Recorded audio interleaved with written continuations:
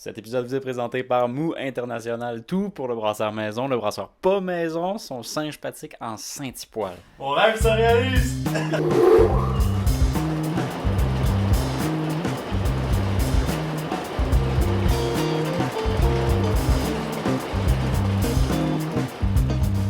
Bonjour messieurs, comment allez-vous, le poil? Ça va bien? Ça va bien, oui. On parle de vignoble, les vendanges, microbrasserie, les vendanges, dont on voit la pancarte en ce moment. Vous avez Malterie, La malterie, sucre d'orge. et le centre d'indépendance de la courge. Exactement. Toi, dans le fond, tu cultives directement, tu as plusieurs hectares. Tout est produit ici. On fait environ une vingtaine d'hectares en ce moment. Puis on peut en faire plus, mais on va aussi avec le marché. Vous avez une machine pour faire Oui, on a une batteuse. Une batteuse. On a une batteuse. Puis après ça, ben, on va stocker nos matières premières. On essaie d'avoir au moins 6-7 mois. Avec les loges, va être un peu en dormance. On fait le premier criblage. Puis de là, après ça, le silo s'en vient dans la cuve de trempage. Ok, juste comprendre ça, c'est vraiment un bucket qui est rempli, donc ça trempe. On a Une tonne tonne? d'orge. Ok. D'accord. Puis on a un volume d'eau qui va circuler pendant 48 heures. Pour le rinçage. Avec l'aération aussi. Fait qu'après cette étape-là, les grains, ils s'en vont où, là? Là, on va l'étendre sur le plancher.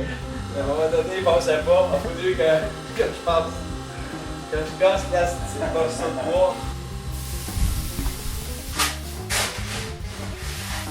Hey, mais c'est une vraie plage, ça sent tellement bon. Là, on étend le grain, on étend l'orge. T'as mis quoi? 4-5 pouces? On va avoir 5 pouces à peu près. C'est là qu'il va commencer déjà à pré-germer. Parce que là, il est gorgé d'eau. Là, Là. il est gorgé d'eau jusqu'à 45% d'humidité. Ah ouais, La vie va partir dedans. Là. Ouais, c'est ça, ouais. Partir son germe pour créer les sucres.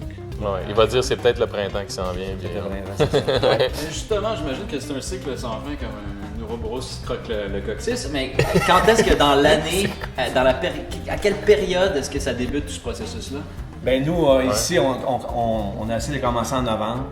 On essaie de faire ça l'hiver. On va le C'est chauffer sûr. quand il va faire très froid dehors. On va le tempérer, mais on veut toujours une humidité constante à 14. À 14. À 14. Ah, ok, c'est Puis quand même frais. on veut un plancher qui est 20-22, pas plus chaud. Pas plus chaud. Puis la deuxième journée, on va commencer à l'aérer matin, midi, soir. Mais ça, c'est l'enfant qu'on a vu tantôt qui s'occupe de ça. Hein. Ouais. Oui, quand il fait son chiffre de nuit. Oh, bien. Tous les jours, on rentre ici. Il faut commencer déjà à l'aérer. Parce qu'on veut pas non plus qu'il pogne en pain.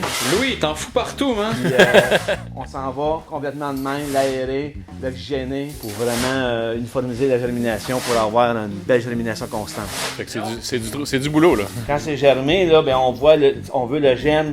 On veut Juste pas qu'il sorte, On veut hein? pas que le germe, il fait juste piquer. La première chose qui va sortir, c'est le radicelle. Ouais. Une fois qu'il a rempli le grain à l'intérieur, on voit que le germe est complet en dedans. Il faut le sécher au plus rapide. Puis, C'est ici, on chasse le grain. Ouais, sèche. À partir du moment qu'en bas, nous, on s'est payé le luxe d'avoir un aspirateur. Ouais. Fait qu'on prend le grain d'en bas, on l'aspire, on le rentre dans ce séchoir-là qu'on s'est fait nous autres mêmes. Brock, c'est gênant ça. J'ai 2 mots pour toi, man. Jogging. On va partir, là, on met l'aération au maximum parce qu'on veut vraiment déjà déshydrater là, avant même de chauffer. Là. On va partir de quasiment 40 d'humidité dedans, puis on le descend à 4. Puis il est rendu crispy. Ouais. Il y a quand même des petits grains, des fois qui peuvent avoir passé dans le crib, on a laissé aller un peu. On va le recréer une deuxième fois. donc, la machine. Ça, ouais. La machine, pour aller dans le temps, c'est sûr quand tu as les machines de même, il faut que tu sois un peu marginal, là, mais ça reste Ouais. ces machines-là. Moi, la première fois que j'ai vu ça, je me disais, je venais de comme trouver un trésor. Là. Ouais, parce que c'est simple, ça marche. C'est simple, mais c'est efficace. Le gars qui a réussi, tu cherches la switch, mettre le laptop, ça va aller où le sensor. Il n'y en a pas de sensor. Quand elle marche pas, elle marche pas. Tu donnes un petit coup de pied. Puis, Il y avait quoi la garantie prolongée dessus quand on l'a acheté? La garantie, ouais, non, je pense pas. C'est là que le métrique n'existait pas à l'époque. Fait que c'est fait au Québec. Ouais, fièrement, ça, au c'était Québec. peu Québec. Des machines tout en bois, avec des boulons, puis tu resserres ça, tu Ça replaces se ça. répare en bas aussi. Ouais. C'est ça, ouais. Fait que tout se répare. Des fois, on va se c'est boucher un arbre, on le répare. Là, Ouais. tu sais. je veux que vous vous débrouillez sans duct tape quand même. Puis on s'en cherche un autre parce qu'on veut. On cherche des pièces, là. Et la particularité de ce crib-là, c'est qu'il y a un débarbeur. Et le débarbeur. C'est pour pas se salir quand on mange du homard. Ouais. Ouais. Ou du porte-pique. Le débarbant, c'est quand l'orge, tu as des poils dessus, puis c'est ça que ça fait. Ça enlève les poils. Mais ça c'est les plus petits Les grains. petits Puis grains les... aussi. L'avantage de ce crible-là, les vents, le grain léger, il sort. Nous, on a déjà de l'orge, on a déjà 25 tonnes de stocké en bio. De te certifier, il faut que tu sois 36 mois sans intrants dans tes terres. D'accord. À partir de là, tu as quand même une audition. Ta batteuse, il faut qu'elle aille passer un processus de lavage complet avant de passer entre le conditionnel. C'est fou, on pense pas à ça. Il y a un cahier de charge assez Je pense que compliqué. même jusqu'au pneu, compliqué, c'est effrayant. Là. Tu peux pas piler dans ton champ. Fait que le car wash, ça le fait-tu dans ce temps-là? Il faut se crever plus fort que ça? Ce serait une autre invention. Ouais, si toutes les malteries du Québec font un beau malt, on travaille tous ensemble, c'est là qu'on va avoir un plus bel impact et que les mondes vont de plus en plus acheter Québec. Ben, vient le moment de la dégustation. On est ici, j'en fous partout, mais vas-y, sors-toi. Oui, merci, bro. Le grain en tant que tel, Ça goûte le biscuit, là. Incroyable. c'est carrément ça, la galette. C'est incroyable. C'est riche. biscuité puis très noisette. Ils disent qu'ils sortent à 4 Lovey Bun comme couleur. Ce qui est... C'est un sacré hit des années 70. Oui, mais ce qui est ce qui est comparable au malt anglais, au Mary Sutter. Je vole une poche!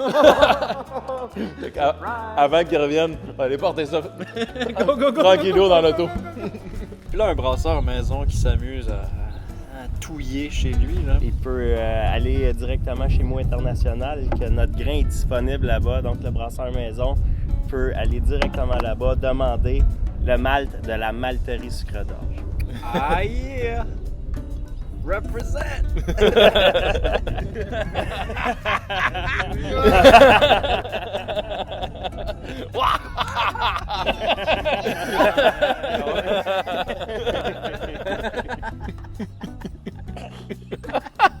Petit marron! Petit marron! Petit marron ou Petit marron!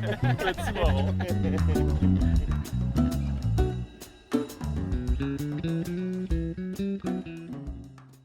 On comprend pas tout le travail puis la technique qu'il y a derrière, pareil, là, c'est intéressant. Souvent, on va juste goûter, mais on voit pas derrière ce qui se passe. Exactement. Non, puis quand tu le vois après, c'est comme... C'est un peu comme moi qui parle, mais personne ne sait qui est derrière.